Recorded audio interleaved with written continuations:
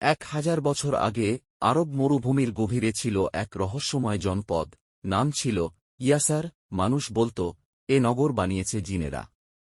কেউ গেলে আর ফিরত না। তবু এক কুরআনের হাফেজ, ইবনু রহমান, সত্য জানার আশায় সেখানে পা রাখেন। 4 দিন হাঁটার পর তিনি পৌঁছান ধ্বংসপ্রাপ্ত নগরের ধারে। বাতাস থমকে যায়। রাতে ভাঙা এক মসজিদে তিনি কুরআন তিলাওয়াত শুরু করেন। হঠাৎ চারপাশে ভেসে আসে শত শত কণ্ঠের সুর, তাঁর মতো করেই কুরআনের আয়াত। এক ছায়ামূর্তি এসে বলে, এই শহর আমাদের।